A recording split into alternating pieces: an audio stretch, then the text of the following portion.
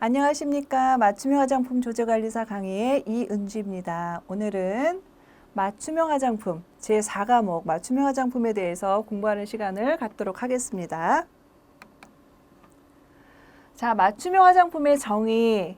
자, 맞춤형 화장품이라는 것이 2020년도부터 신설이 돼서 시행이 되게 되었는데요.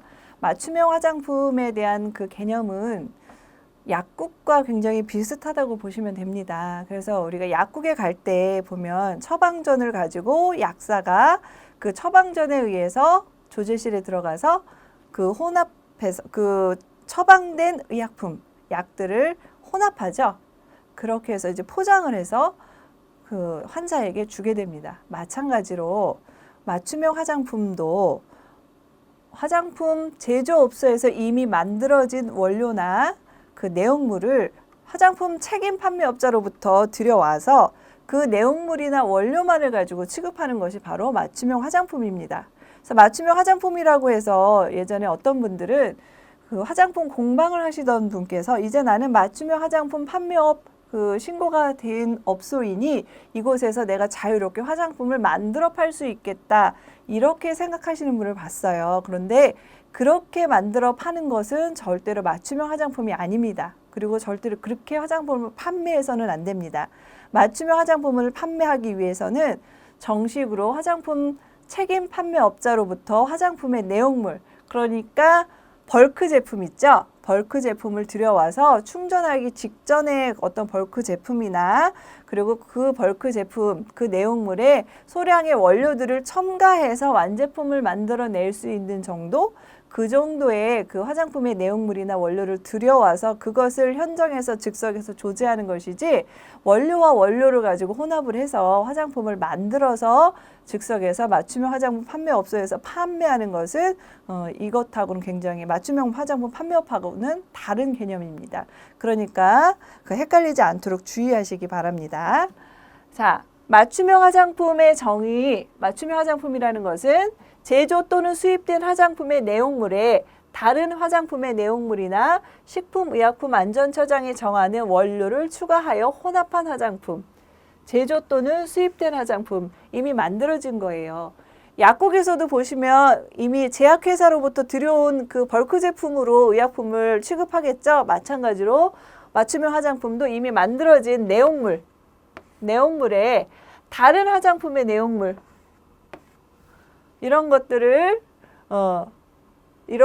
이제 내용물하고 내용물을 섞거나 혹은 이러한 내용물에 다른 화장품의 내용물을 섞거나 혹은 식품의약품안전처장이 정하는 원료를 추가하거나, 그렇죠? 우리가 계속 이제 봐 오셨듯이 이 개념을 이제 정확하게 알고 계셔야 됩니다. 그래서 추가하거나 혼합, 이 단어가 굉장히 중요합니다.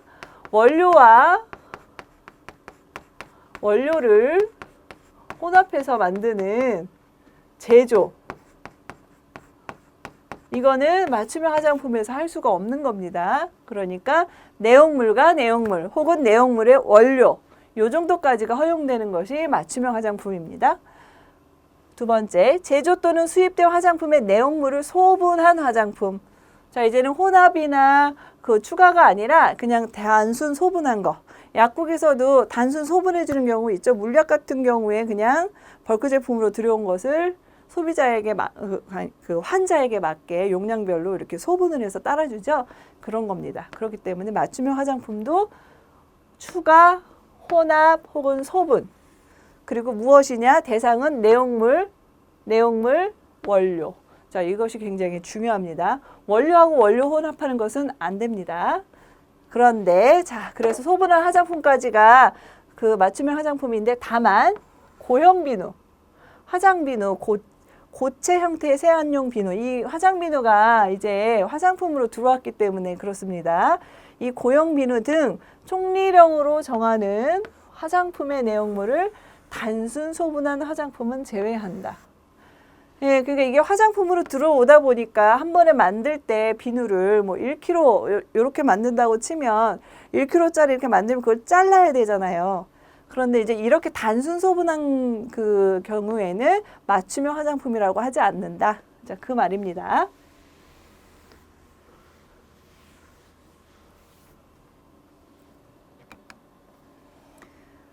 자, 그렇다면 맞춤형 화장품에 대해서 우리가 알아봤는데 그러면 맞춤형 화장품 판매업이란 무엇인가? 제조 또는 수입된 화장품의 내용물에 다른 화장품의 내용물이나 식품의약품안전처장이 정하는 원료를 추가하여 혼합한 화장품. 여기까지가 맞춤형 화장품이죠? 아까 똑같죠? 그 맞춤형 화장품을 판매하는 영업이 바로 맞춤형 화장품 판매업입니다. 그리고 똑같아요. 제조 또는 수입된 화장품의 내용물을 소분한 화장품인데 그것을 판매하는 영업.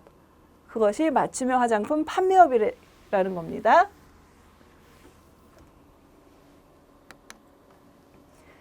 자, 그렇다면 맞춤형 화장품 판매업의 신고. 자, 참고로 우리 화장품 영업에는 3가지가 있다 그랬죠.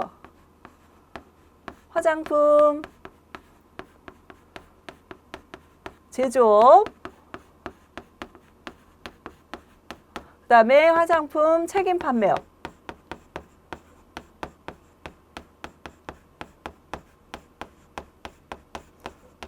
그 다음에 이제 최근에 신설된 맞춤형 화장품.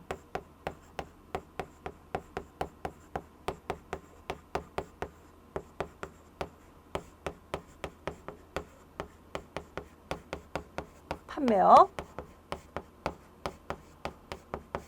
자, 그런데 이것을 이제 영업 신고. 자, 우리는 맞춤형 화장품의 맞춤형 화장품 판매업의 신고라고 되어 있죠.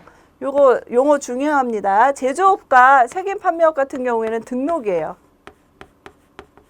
등록 제도예요. 그래서 등록 필증이 나와요. 그래서 이 등록하시면 등록 필증이 나옵니다. 화장품 제조업 등록 필증 해서 거기 상호, 소재지, 뭐 대표자 이름 이런 것들이 쭉 나오고요. 책임 판매업도 마찬가지고요. 그런데 맞춤형 화장품 판매업 같은 경우에는 신고. 자, 이거 중요합니다. 신고냐 등록이냐. 그러니까 등록보다 신고는 조금 더 완화된 개념이라고 보시면 되겠죠. 그러니까 화장품 제조업이나 화장품 책임 판매업보다는 조금 더 완화된 기준으로 조금 더 수월하게 그 영업을 할 수 있다라고 보시면 됩니다. 맞춤형 화장품 판매업을 하려는 자는 총리령, 이것도 굉장히 중요하죠. 총리령으로 정하는 바에 따라서 식품의약품안전처장에게 누구에게? 네, 식품의약품안전처장에게 신고하여야 하고 신고한 사항 중 총리령으로 정하는 사항을 변경할 때에도 같다. 그러니까 총리령으로 정하는 사항이 이제 좀 이따 또 나오거든요. 그 변경할 사항들 그때도 똑같이 신고를 해야 되는 겁니다. 이 일에 따라서 맞춤형 화장품 판매업을 신고한 자, 맞춤형 화장품 판매업자라고 합니다. 그 맞춤형 화장품 판매업자는 총리령으로 정하는 바에 따라 맞춤형 화장품의 혼합, 소분 업무에 종사하는 자, 맞춤형 화장품 조제 관리사를 두어야 한다. 우리가 이제 공부해서 자격증 따려고 하는 자격이죠. 자, 이것을 반드시 이 조제 관리사를 반드시 고용을 해야만 합니다.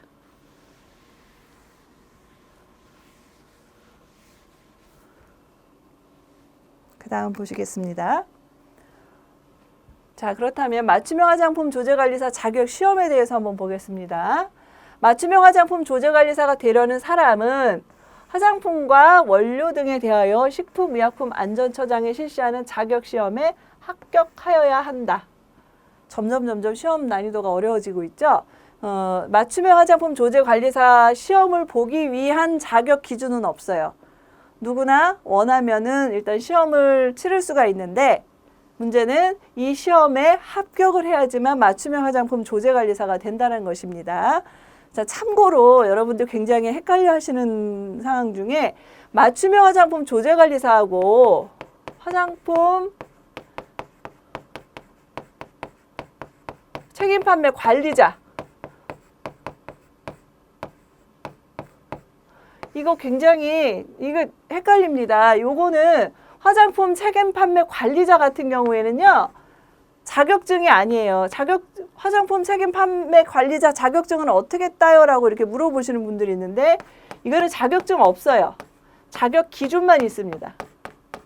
그래서 일정 자격 기준이 되면 화장품 책임 판매업소 그 책임 판매업 회사에 책임 판매 관리자로 고용이 될 수 있는 겁니다. 예를 들어서 뭐 제일 먼저 의사, 뭐 약사, 간호사, 그 이후에는 뭐 무슨 화학, 생물학 전공, 그 다음에 무슨 향장학, 화장품 관련 전공, 뭐 지금은 이제 뭐 간호학 관련 이런 것들 그 전공자들도 다 해당이 되고요.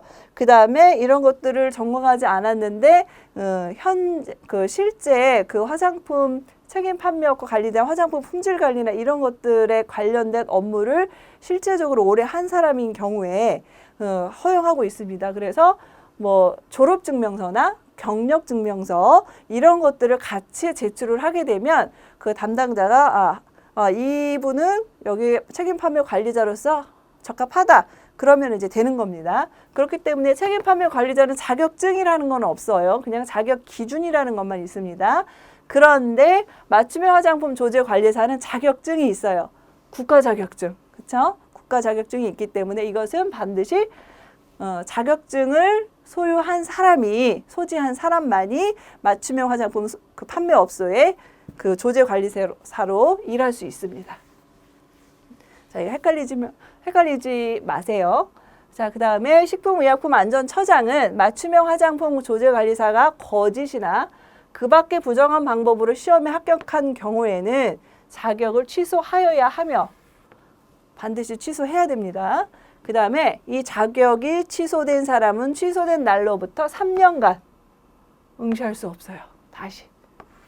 자, 굉장히 셉니다. 3년간 이 자격시험에 응시할 수 없습니다. 자, 그리고 식품의약품안전처장은 이에 따른 자격시험 업무를 효과적으로 수행하기 위하여 필요한 전문 인력과 시설을 갖춘 기관 또는 단체를 시험 운영 기관으로 지정하여 시험 업무를 위탁할 수 있다. 그래서 한국생산성본부 있죠? 거기에서 다 지금 주관하고 있습니다. 1 및 3에 따른 자격시험의 시기, 절차, 방법, 시험 과목, 자격증 발급, 시험 운영 기관의 지정 등 자격시험에 필요한 사항은 총리령으로 정합니다. 이걸 식약처장이 정한다. 무슨 이렇게 하면 안 됩니다. 이것도 총리령입니다.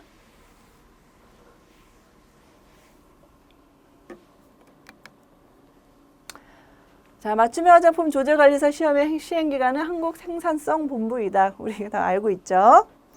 나중에 이제 합격하시고 나면 여기에 저것도 신청하시면 돼요. 자격증. 자격증도 다 여기에 신청하면 저희 집까지 다 옵니다. 이 강의를 듣고 공부하시는 모든 분들 다 합격증 다 받으셨으면 좋겠습니다. 자, 맞춤형 화장품 판매업의 신고. 자, 맞춤형 화장품 판매업에 신고를 하려는 자는 맞춤형 화장품 판매업 신고서,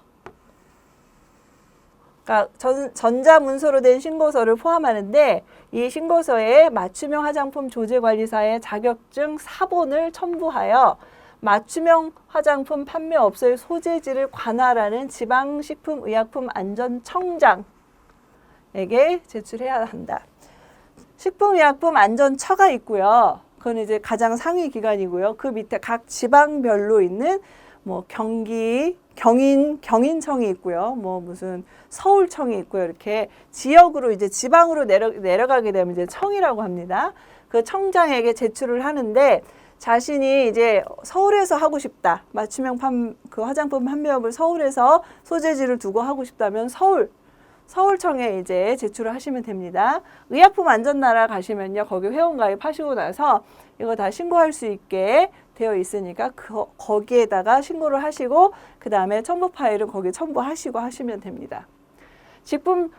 지방식품의약품안전청장은 이에 따른 신고를 받은 경우에 전자정부법에 따른 행정정보의 공동 이용을 통해 법인, 등기사항 증명서, 그러니까 법인인 경우에 이런 것들을 이제 확인해야 한다.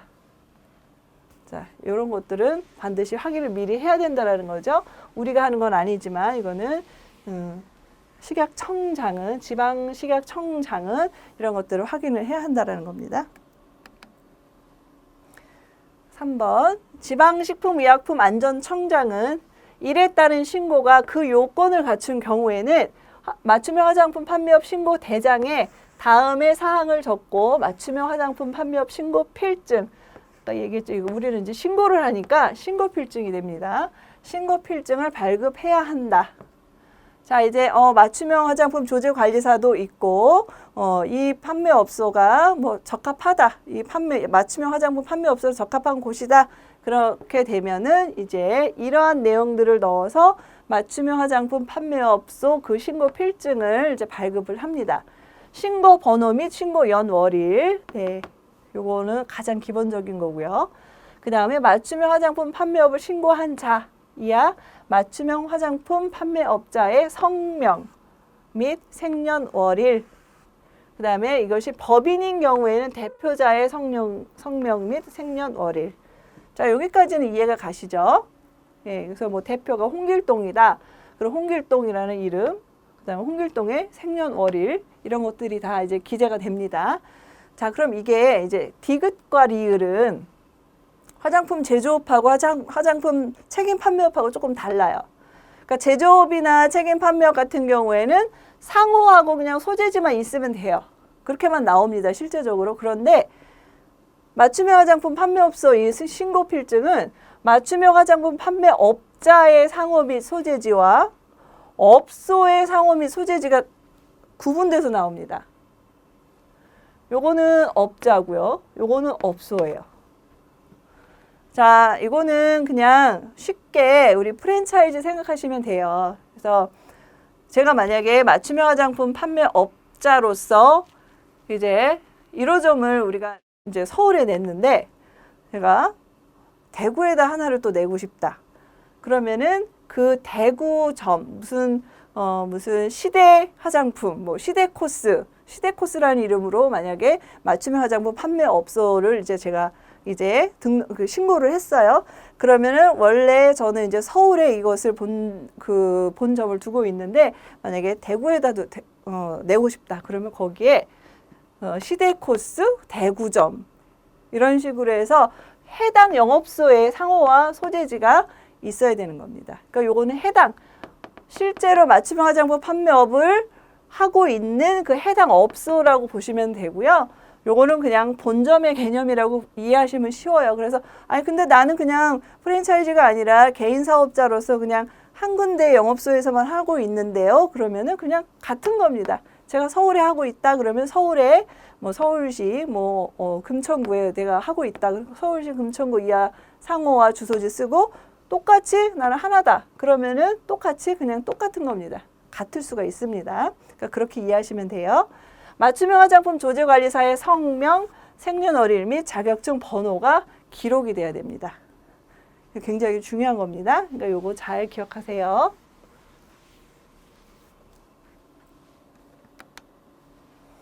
자, 신청 방법 아까 이야기했듯이 의약품 안전나라 시스템을 통해서 전자민원 혹은 방문 또는 우편.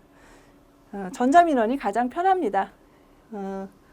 코로나 이전에 제가 이제 뭐 방문도 한번 해봤는데요. 굉장히 엄격해요. 거기 이제 아무래도 굉장히 공공기관이기 때문에 굉장히 엄격하게 그 출입자들 관리를 하고 있고요. 그리고 그 담당 그 국무원님 만나기도 사실 쉽지 않아요. 굉장히 바쁘신 분들이기 때문에 시간을 쪼개서 내려오셔서 이제 막 이렇게 막 만나고 했는데 그냥 의약품 안전나라 시스템의 전자민원으로 제출하는 것이 가장 좋습니다. 자, 구비서류, 맞춤형 화장품 판매업 신고서, 이거는 자 기본 양식이 다 있습니다.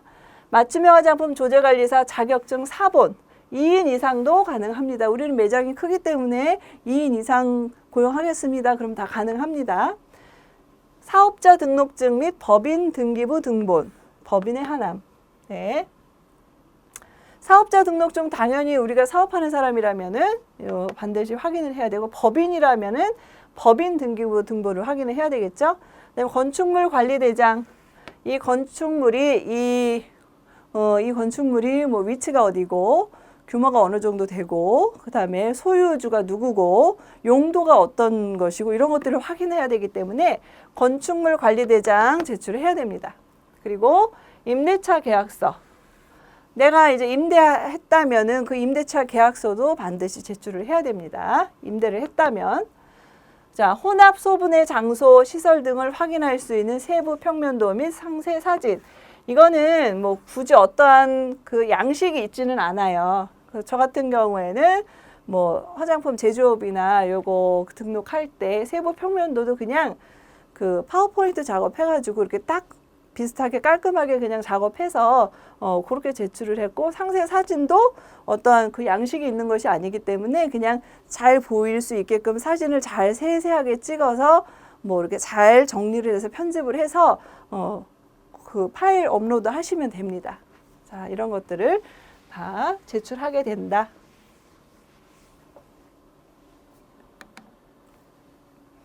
맞춤형 화장품 판매업의 변경 신고. 자, 맞춤형 화장품 판매업을 이제 신고를 하고 영업을 이제 하는 중에 갑자기 이제 여러 가지 변경 사항이 생길 때가 있어요. 근데 그 변경 사항이 생길 때 이거는 법적으로 꼭 신고를 해야만 하는 사항이다. 이런 경우가 있습니다. 이제 어떤 경우냐면 맞춤형 화장품 판매업자가 변경 신고를 해야 하는 경우는 다음과 같다. 이렇게 세 가지가 있는데, 맞춤형 화장품 판매업자를 변경하는 경우, 그러니까 쉽게 말하면 대표가 홍길동이가 다른 그 사람으로 바뀌었다, 혹은 뭐 아들에게 이것을 넘겼다, 뭐 이런 경우에도 대표가 바뀌면은 이거는 신고해야 됩니다. 변경 신고를. 그리고 맞춤형 화장품 판매업소의 상호 및 소재지. 업소예요, 업소. 뭐 시대 화장품 뭐 대구점 그랬으면 그 대구점이 갑자기 이름을 바꾼다든지 아니면 대구점이 아니라 다른 곳으로 이전을 해서 무슨 점 이게 바뀌었다, 상호가 바뀌었다, 그런 경우에도 변경 신고를 해야 되고, 그러니까 주소가 바뀌든 상호가 바뀌든 다 변경 신고를 해서 새로운 그 신고 필증을 받게 됩니다.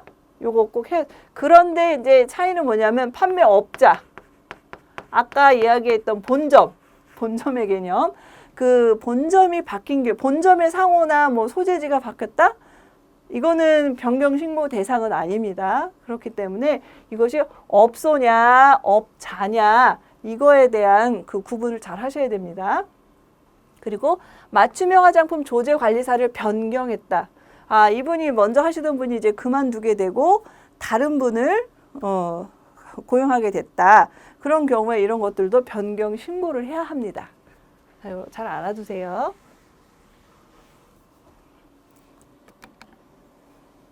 맞춤형 화장품 판매업자가 일에 따른 변경 신고를 하려면 맞춤형 화장품 판매업 변경 신고서, 자, 이거 다 있습니다. 이 신고서를 맞춤형 화장품 판매업 신고 필증과 그 변경을 증명하는 서류를 첨부하여 맞춤형 화장품 판매업소에 소재지를 관할하는 지방식품의약품안전청장에게 제출해야 한다.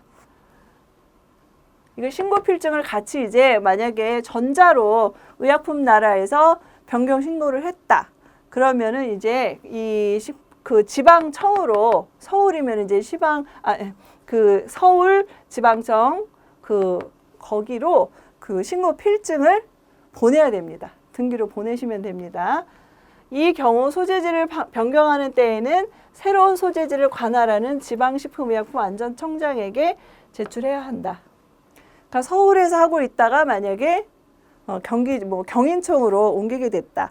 뭐 수원으로 왔다. 그러면은 이제 경인 지방식품의약품안전청장에게 그것을 제출하면 됩니다.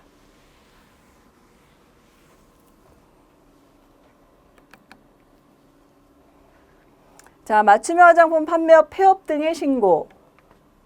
화장품 제조업자, 화장품 책임 판매업자 및 맞춤형 화장품 판매업자가 폐업 또는 휴업하거나 휴업 후에 그 업을 재개하려는 경우에는 폐업, 휴업 또는 재개 신고서, 전자문서로 된 신고서를 포함하는데, 그 신고서에 화장품 제조업 등록 필증, 화장품 책임 판매업 등록 필증 또는 맞춤형 화장품 판매업 신고 필증, 폐업 또는 휴업만 해당하는데, 이것을 첨부하여 지방식품의약품안전청장에게 제출해야 한다.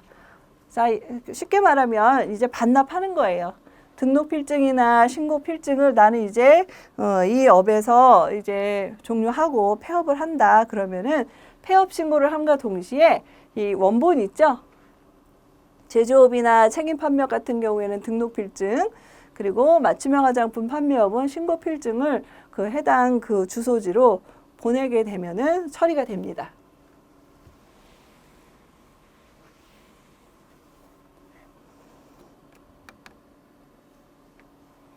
맞춤형 화장품 판매업자의 준수사항.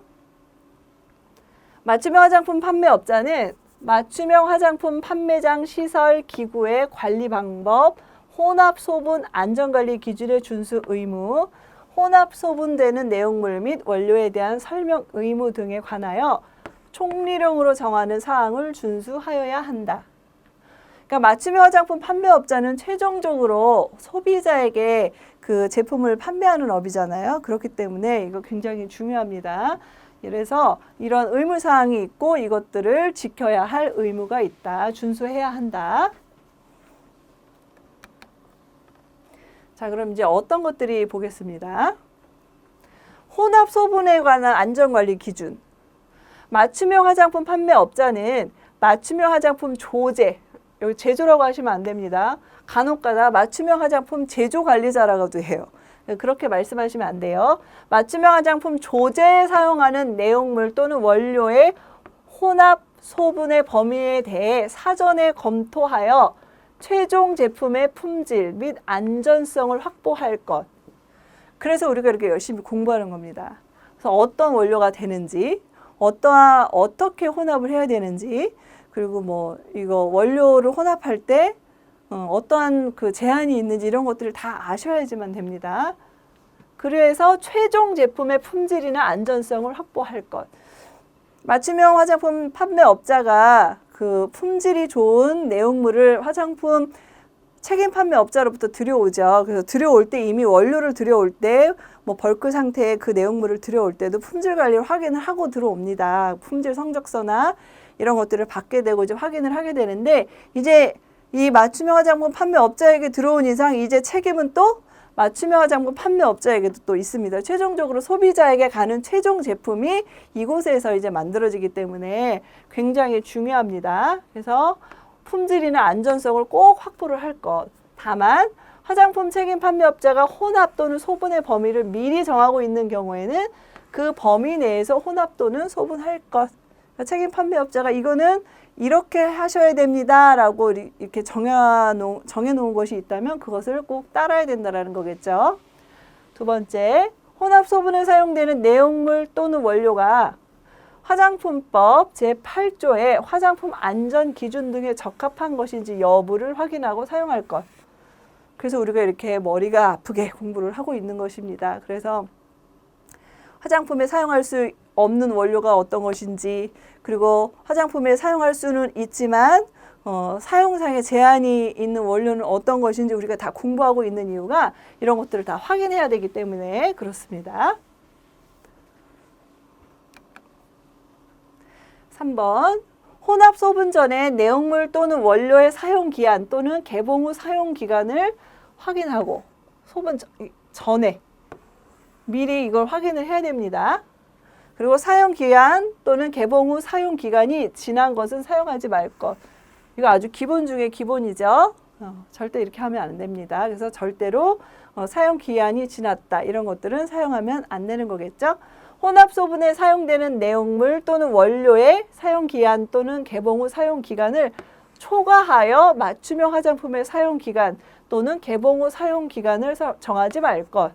당연하겠죠. 원래 들여온 원료나 그 내용물의 사용 기간이 언제까지다 그랬는데 이걸 내가 새로 또 원료를 추가해서 맞춤형 화장품을 만들어서 새로 만들었으니까 새롭게 오늘부터 다시 그 사용 기간이 설정된다 이렇게 하시면 안 되겠죠. 그 원래의 내용물이나 원료의 사용 기간을 초과하지 않는 범위 내에서 정해야 된다는 거겠죠. 다만 과학적 근거를 통하여 맞춤형 화장품의 안정성이 확보되는 사용 기한 또는 개봉 후 사용 기간을 설정한 경우에는 예외로 한다. 과학적 근거.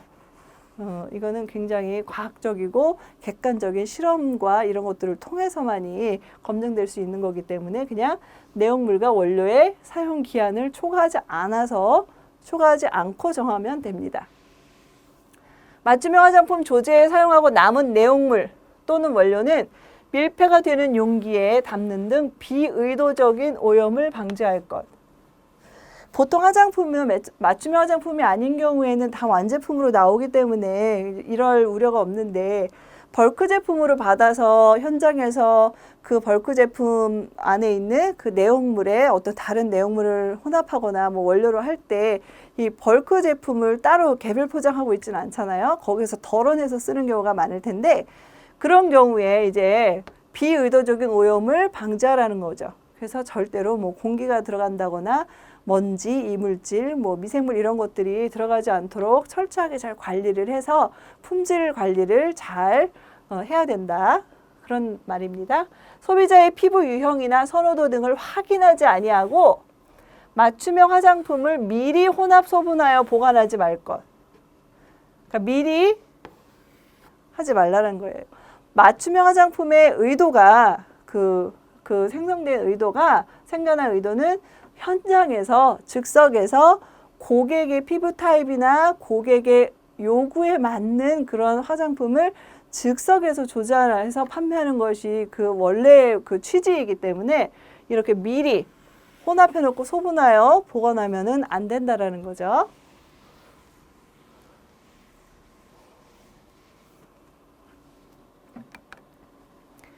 자, 맞춤형 화장품 조제관리사 자격증의 발급 신청. 맞춤형 화장품 조제관리사 자격시험에 합격하여 자격증을 발급받으려는 사람은 맞춤형 화장품 조제관리사 자격증 발급 신청서를 식품의약품안전처장에게 제출해야 한다. 예, 이거 발급받으려고 하면 이제 이렇게 하면 되는 것이 이제 원칙인데 저 같은 경우에는 이제 1회 때 이것을 발급을 받았거든요. 그냥 한국생산성본부에 이렇게 신청을 해서 그때 받았던 기억이 있습니다. 그냥 원칙적으로 이 자격증을 발급해주는 기관이 식품의약품안전처고 그 안전처장이 발급해주는 것이기 때문에 이렇게 내용이 나와 있는 것 같습니다. 이렇게 알고 계시면 됩니다. 식품의약품안전처장은 이에 따른 발급 신청이 그 요건을 갖춘 경우에는 맞춤형 화장품 조제관리사 자격증을 발급해야 한다. 이 사람이 이제 시험에 합격했다. 정당하게 그러면은 발급을 해줘야 되겠죠. 그래서 이 신청한 사람에 대해서 그 자격증을 발급해 주어야 한다라는 겁니다. 자, 그런데 자격증을 이제 잃어버릴 경우가 있죠. 자격증을 잃어버리거나 못 쓰게 된 경우 맞춤형 화장품 조제관리사 자격증 재발급 신청을 할 수 있는데요. 재발급 신청서, 이것도 전자문서로 된 신청서를 포함하는데 이 재발급 신청서를 다음의 구분에 따른 서류를, 이것도 전자문서 포함, 서류를 첨부하여 식품의약품안전처장에게 제출해야 한다.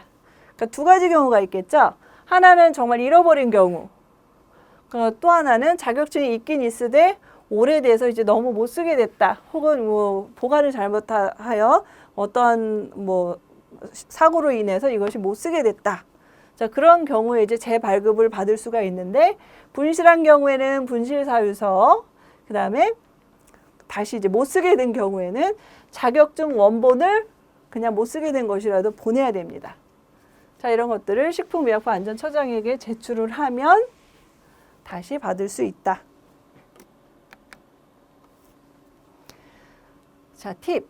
맞춤형 화장품 판매업자의 의무 교육 및 교육 명령.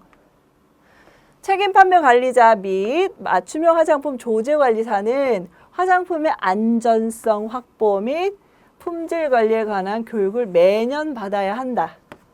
그래서 만약에 우리가 이제 올해 만약에 합격을 하셨어요. 맞춤형 화장품 조제 관리사 합격을 하셨는데 또 운이 좋게 맞춤형 화장품 판매업소에 이제 갈 수 있게 되었어요. 거기에 이제 제가 맞춤형 화장품 조제 관리사로 일할 수 있게 됐다고 하면 그 해부터 매년 교육을 받아야 합니다. 이거는 법정 의무 교육이기 때문에 안 받으시면 안 돼요. 그 해당 업소에 그 해당 그 맞춤형 화장품 조제 관리사가 다 등록이 돼 있잖아요. 그러면은 그 해당 조제 관리사는 반드시 그 해부터 받아야 됩니다. 책임 판매 관리자도 마찬가지예요. 올해 만약에 화장품 책임 판매업 그 화장품 회사에 화장품 책임 판매 관리자로 고용이 됐다. 그러면은 올해부터 당장, 그러니까 11월에 만약에 내가 고용이 됐다. 그럼 12월이 가기 전에 빨리 저 스케줄을 확인하셔가지고 12월까지도 이게 있거든요, 교육이. 그래서 그리고 12월 말쯤 가면은 연말쯤 되면은 1년 동안 받지 못하셨던 분들이 막 다 한꺼번에 신청을 하셔가지고 몰리는 경우가 있어요. 그래서 그렇게 해서 하지 말고 만약에 이제 고용이 되셨다 하면은 바로 신청하셔서 바로 받으시는 것이 좋습니다. 그리고 이거는 맞춤형 화장품 판매 관리자. 요거 아까 말씀드렸 그 맞춤형 화장품 조제 관리사와 화장품 책임 판매 관리자 요 두 가지를 꼭 하나는 자격 그냥 기준이고 하나는 자격증. 요거 기억 잘 하시면 됩니다. 식품의약품안전처장은 국민건강상 위해를 방지하기 위하여 필요하다고 인정하면 화장품 제조업자, 화장품 책임 판매업자 및 맞춤형 화장품 판매업자에게 화장품 관련 법령 및 제도, 화장품의 안전성 확보 및 품질 관리에 관한 내용을 포함해서 이것에 관한 교육을 받을 것을 명할 수 있다. 이게 이제 뭐 어떠한 사항을 뭐 위반했다거나 뭐 이럴 경우에 이렇게 뭐 교육 명령을 또 받을 수가 있어요. 따로. 또 이제 이런 거 받기 전에 미리미리 신청하셔서 받으시면 좋을 겁니다. 그리고 참고사항으로 맞춤형 화장품 조제관리사 자격증을 따면 무조건 다 교육을 받아야 하나요?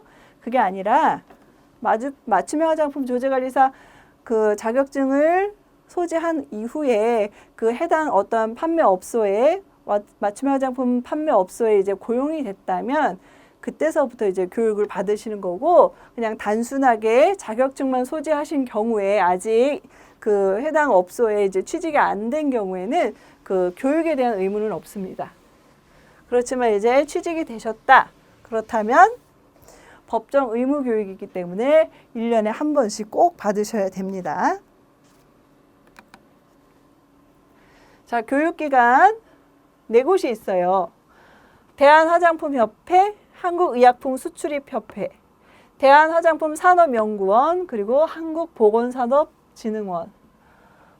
저는 뭐 요 두 군데에서 가장 뭐 많이 받아봤던 것 같아요. 근데 그리고 실제로도 대한화장품협회하고 대한화장품산업연구원에서 하는 교육이 좀 많은 것 같고요.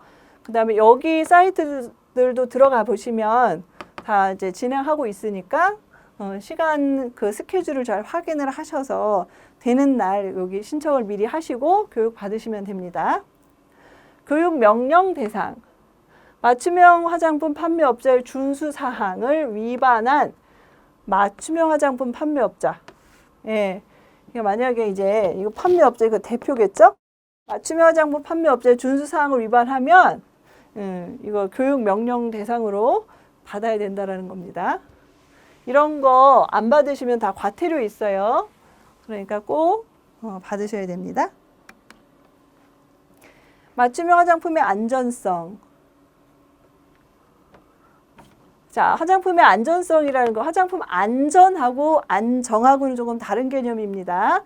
안전은 쉽게 말하면 인체에 관한 거, 인체에 안전한지 그것을 말하는 거고, 안정이라고 하면 화장품의 어떤 품질 유지 이런 거겠죠. 화장품이 원래 가져야 하는 그 품질이 아주 일정하게 잘 유지가 되는가, 이것은 이제 안정성이라고 보시면 됩니다. 그런데 여기서 이제 안전이에요. 목적.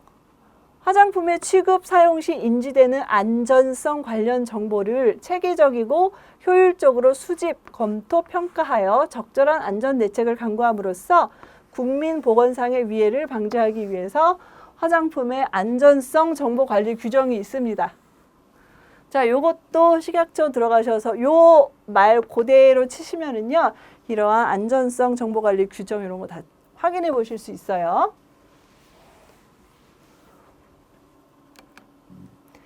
자, 그 다음에 그러면 안전성. 자, 이 이제 이 안전성 정보관리 규정을 보시면은요, 여러 가지 이제 정의가 나와요. 유해 사례, 그다음에 중대한 유해 사례, 자 이렇게 나오는데요. 유해 사례는 이제 그냥 쉽게 부작용이라고 보시면 돼요. 근데 요게 2012년도에까지는 여기 부작용이라고 해서 이렇게 쭉 나왔었는데, 이제 이 부작용이라는 그 용어 대신 유해 사례라는 용어로 바뀌었어요. 그냥 같은 거라고 그냥 인지를 하셔도 되는데, 그건 것 같아요. 부작용이라는 거는 어떤 긍정적인 결과도 포함되는 거죠. 그래서 이 약을 먹었는데 이런 그 효과를 기대하고 먹은 것은 아닌데 이런 효과가 생겼어. 그래서 어떤 약들이 또 생겨나는 경우가 있잖아요. 그러니까 유해 사례라는 거는 화장품의 사용 중에 발생한 바람직하지 않고 의도되지 아니한 징후, 증상 또는 질병을 말하며 해당 화장품과 반드시 인과관계를 가져야 하는 것은 아니다. 그래서 유해 사례라고 아예 그냥 이렇게 말을 바꿨습니다. 그냥 일반적인 부작용하면 이렇게 뭐 바람직하지 않는 경우가 많기는 하지만 간혹 가다가 바람직한 결과도 이 부작용에 포함될 수 있기 때문에 이렇게 된 것 같아요. 그래서 이게 이제 부작용이라고 보시면 되고요. 그런데 중대한 유해 사례가 또 있습니다. 중대한 유해 사례에 해당하는 경우 한번 볼게요. 사망을 초래하거나 생명을 위협, 입원 또는 입원 기간의 연장이 필요하고 지속적 또는 중대한 불구나 기능 저하를 초래하는 경우, 그리고 선천적 기형 또는 이상을 초래하는 경우, 기타 의학적으로 중요한 상황. 이거 봐도 다 무서운 내용들이죠. 예, 이건 굉장히 중대한 유해 사례에 속하는데 대부분 화장품을 사용해서 이러한 중대한 유해 사례가 발생하는 경우는 거의 드물다고 보시면 됩니다. 예. 그런데 어쨌든 용어 정의는 이해하고 계시면 돼요. 이런 것들은 문제에 나올 수가 있어요. 그래서 유해 사례와 중대한 유해 사례. 그 유해 사례는 부작용이라고 보시면 됩니다.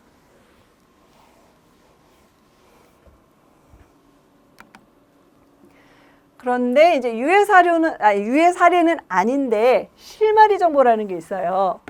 이건 뭐냐면 유해 사례와 화장품 간의 인과관계 가능성이 있다고 보고된 정보로서 그 인과관계가 알려지지 아니하거나 입증 자료가 불충분한 것을 말한다.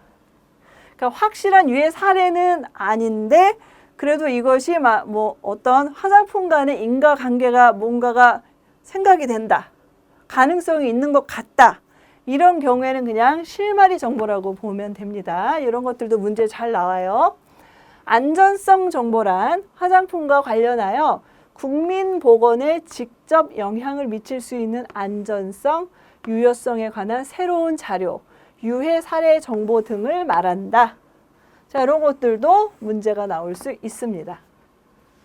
개념 정리가 굉장히 중요합니다. 용어 정리. 자, 그러면 안전성 정보의 신속 보고. 자, 보고에는 신속 보고가 있고요. 정기 보고가 있어요. 자, 신속 어떤 때에 할까요? 당연히 이제 위급하거나 중대한 상황이겠죠. 화장품 책임 판매업자는 다음에 화장품 안전성 정보를 알게 된 때 A의 정보는 화장품 유해 사례 보고서를, B의 정보는 화장품 안전성 정보 보고서를 그 정보를 알게 된 날로부터 15일 이내. 중요합니다. 신속 보고라 그래요. 식품의약품안전처장에게 신속히 보고하여야 한다.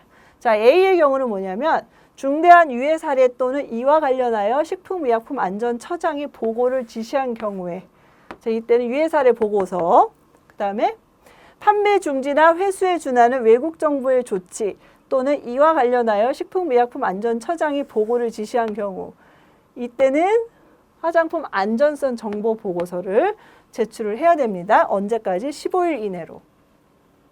자, 니은 기억에 따른 안전성 정보의 신속 보고는 식품의약품안전처 홈페이지를 통해 보고하거나 우편, 팩스, 정보통신망 등의 방법으로 할 수 있다. 그러니까 식품의약품 안전처 홈페이지뿐만이 아니라 이렇게 다양한 방법으로 할 수 있다라는 거죠. 예를 들어서 문제가 뭐 식품의약품 안전처 홈페이지를 통해서만 할 수 있다. 그럼 이거는 틀린 게 되겠죠. 그래서 신속 보고는 15일 이내에 이렇게 중대한 유해 사례의 경우에 보고하는 것이다. 그 다음에 정기 보고. 화장품 책임 판매업자는 3회에 따라서 아까 이제 이전에 나왔던 거죠. 신속 보고되지 아니한 화장품의 안전성 정보를 화장품 안전성 정보 일람표에 작성한 후 매 반기 7월 말과 1월 말 종료 후에 1월 이내에 이것도 중요합니다. 식품의약품 안전처장에게 보고하여야 한다. 다만 상시 근로자 수가 2인 이하로서 직접 제조한 화장 비누만을 판매하는 화장품 책임 판매업자는 해당 안전성 정보를 보고하지 아니할 수 있다.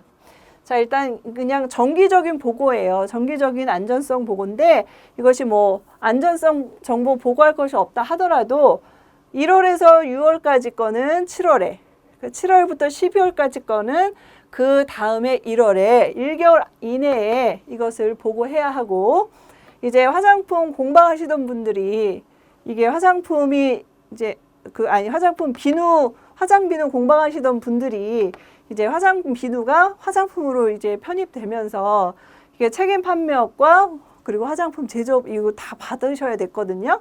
그런데 이제 화장 비누만을 제조하고 판매하는 경우에 한해서 이제 이렇게 등록이 되었는데, 이런 분들 같은 경우에는 해당 안전성 정보를 보고하지 않아도 된다. 않을 수 있다. 이제 이런 겁니다.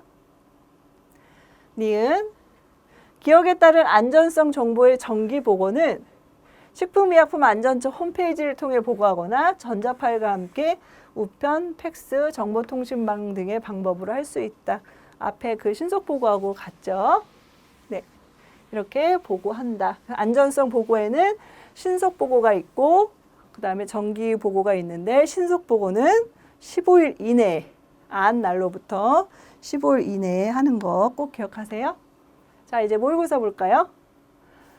맞춤형 화장품 조제관리사 자격시험에 대한 설명이 바르지 않은 것은, 맞춤형 화장품 조제관리사가 되려는 사람은 화장품과 원료 등에 대하여 식품의약품안전처장이 실시하는 자격시험에 합격하여야 한다. 네, 맞죠? 식품의약품안전처장은 맞춤형 화장품 조제관리사가 거짓이나 그 밖의 부정한 방법으로 시험에 합격한 경우에는 자격을 취소한다. 네, 그것도 맞습니다. 자격이 취소된 사람은 취소된 날로부터 몇 년간? 네, 3년간 자격시험에 응시할 수 없다. 맞죠? 시험 운영 기간은 한국 생산성 본부이다. 네, 이것도 맞습니다. 그 다음 자격시험의 시기, 절차, 방법, 시험 과목, 자격증의 발급, 시험 운영 기간의 지정 등 자격시험에 필요한 사항은 식품의약품안전처장이 정한다? 맞나요? 아니죠. 총리령이죠. 이것은 총리령으로 정하는 것이기 때문에 바르지 않은 것은 5번이 된다. 이렇게 아시면 됩니다. 마지막 문제. 화장품 책임 판매업자는 다음과 같은 사항일 경우에 그 정보를 알게 된 날부터 며칠 이내에 식품의약품안전처장에게 보고해야 하는가? 자, 볼까요? 중대한 유해 사례 또는 이와 관련하여 식품의약품안전처장에 보고를 지시한 경우, 이거 뭐죠? 신속보고죠. 판매 중지나 회수에 준하는 외국 정보의 조치 또는 이와 관련하여 식품의약품안전처장이 보고를 지시한 경우가 이거 신속보고예요. 그러니까 며칠? 15일 이내에 식품의약품안전처장에게 보고를 해야 한다. 자, 여기까지 해서 오늘 공부를 하셨고요. 앞으로 남은 것도 열심히 공부하셔서 반드시 맞춤형 화장품 조제관리사 시험에 합격하시길 바라겠습니다. 자, 저는 다음 강의에서 뵙겠습니다. 수고하셨습니다.